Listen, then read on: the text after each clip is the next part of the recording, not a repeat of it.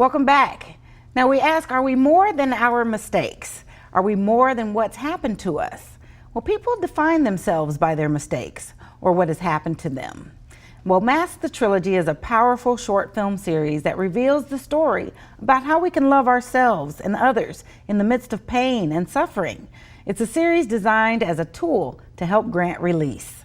With me today is the creator, Jeff Koziatek, entertainer, speaker, and life coach, who'll use anything from improvisation, video, stilts, fire, hula hoops, straitjacket, and juggling, acting, even comedy as tools to engage his audience. Thanks for being here with us, Jeff. Thank you. I'm excited. I am excited too. What a resume, but this here is a very special component of what you're doing for people. I didn't realize they did all of that. Yeah. That's exciting. I got that from your side. Oh, you did? You did? I'm just making that up. Right, sure, for sure. But let's talk about, well, tell everyone a little bit more about you and why you use all of these different tools and what it is about you that it's important to engage your audiences. That's a big, Yeah. okay. I'll sum up. So over the last 10 years, I've had the chance to do 3,000 plus shows all across the country. And it was entertainment, but it became this crazy social experiment, right? Because I'm performing for a wide variety of humanity, like lots of different people, which is really, really cool. It's one of the things I love about my job. But it didn't matter where I went or who I was performing for, everybody seemed to be struggling with the same thing, and that was a lack of self-worth. And it was just all across the board. And when you see hundreds of thousands of people all wrestling with the same stuff, it's hard to just turn a blind eye to that and say, no, I'm just gonna keep juggling. Woo! So I had to do something. So that's when I got certified to do the life coaching. That's when I started speaking. Oh, nice. Because I feel like when you don't see value in who you are as a person, you're not gonna see value in other people. Sure. And when you don't do that, then that totally messes with how we do teamwork and work. Yeah. Teamwork and work, teamwork in marriage, and just how we interact with each other on a day-to-day level. For sure. But this sounds really personal for you. This matters on a deep level. Yeah. Why is that? You didn't tell me we were gonna ask that. Hey. I feel like I'm in Charlie Rose. I'm like going to start crying.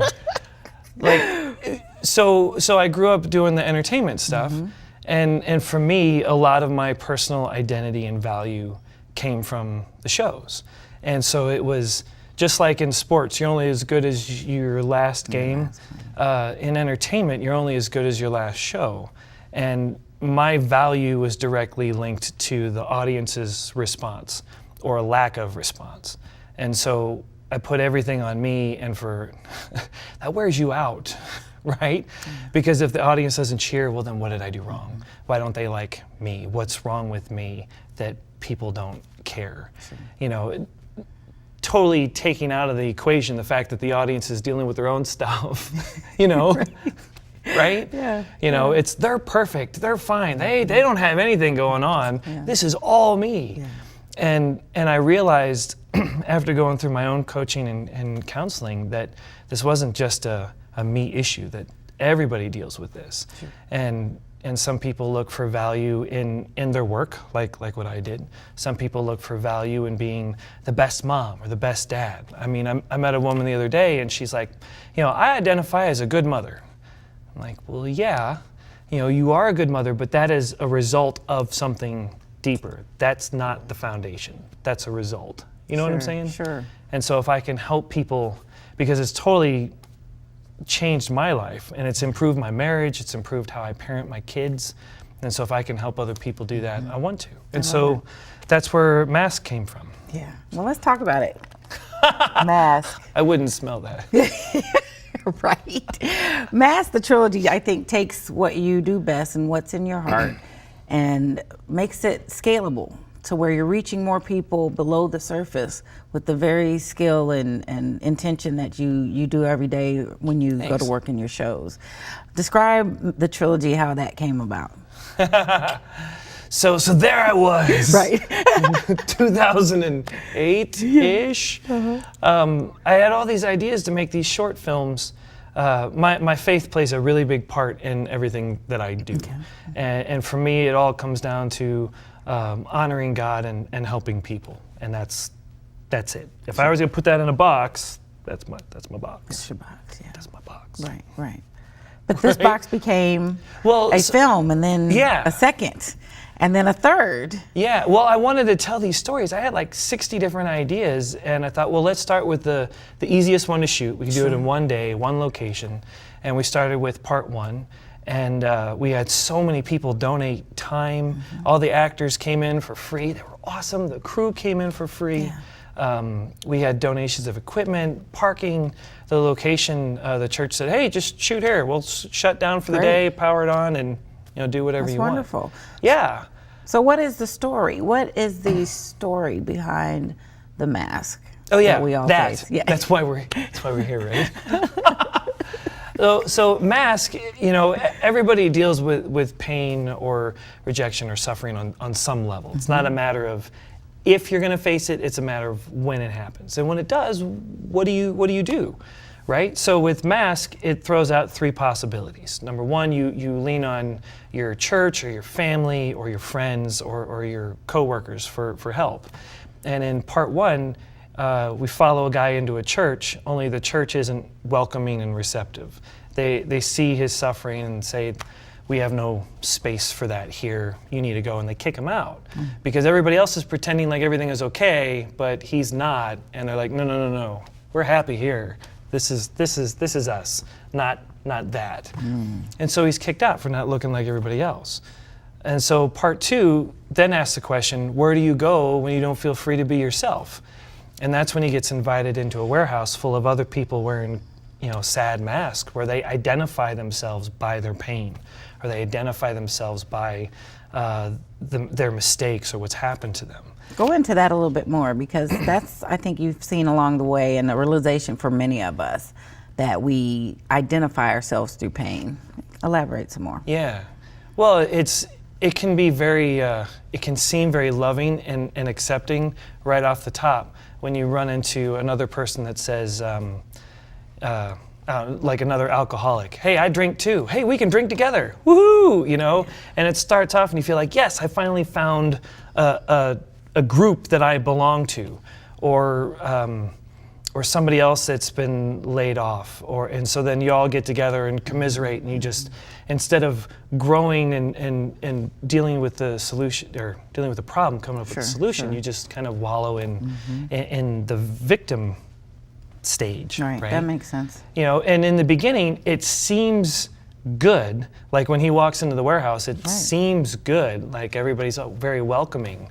But he doesn't realize that they're welcoming because the more people that come in, the more they feel better about themselves and their stuff. Yeah, that's very real. And what a great illustration to have it in a warehouse full of other sad and I guess disordered folks. And so the thing is, the longer he's in the warehouse, the further back he goes, his face mask turns into this crazy full head mask.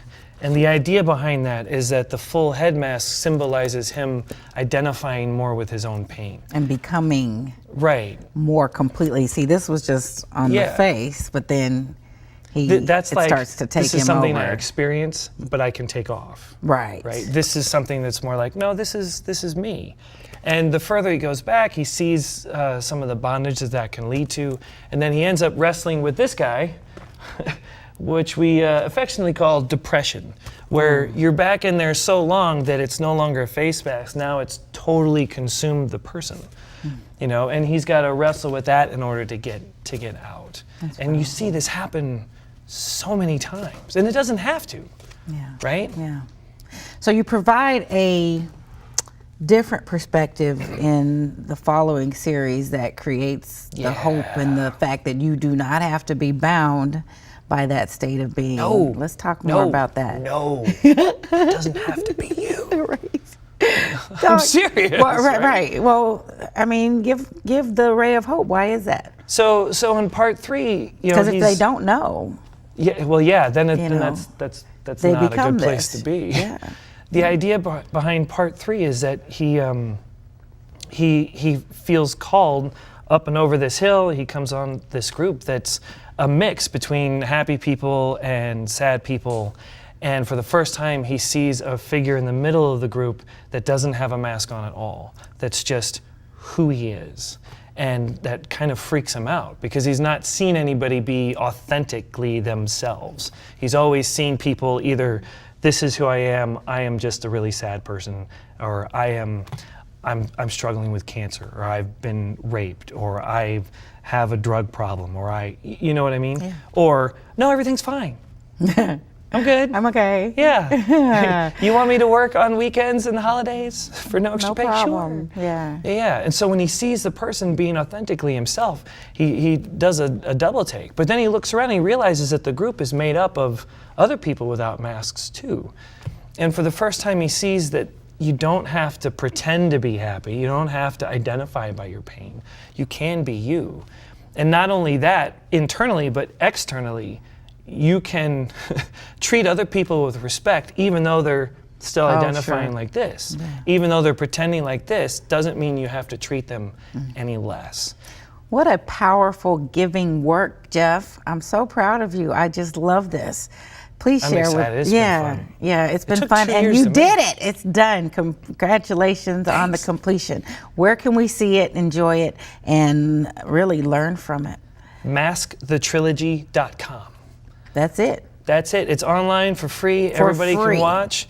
There's a link on there where you can buy the first part that comes with the reflection guide. There's a bunch of questions. The whole idea is to start questions and conversations, to get people thinking underneath the surface. Absolutely. And it's all on tallhippo.com.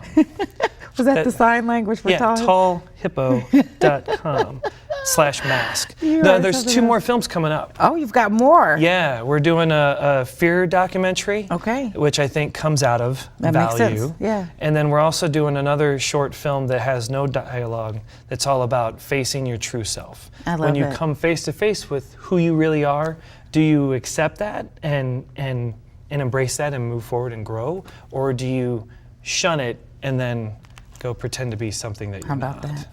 Mask the Trilogy. Jeff, I'm so proud. Thank you for sharing that with us today. I'm excited to be here. Go watch the film. MaskTheTrilogy.com. That's right. Jeff Koziatek, filmmaker, life coach, speaker, and entertainer. You can watch the series Mask the Trilogy and get the special reflection guide by visiting tallhippo.com/mask and hire Jeff to entertain, inspire, or help you succeed by visiting JugglingJeffSTL.com or CoreAuthenticity.com. So stay close. When we return, I'll tell you what's happening in the neighborhood.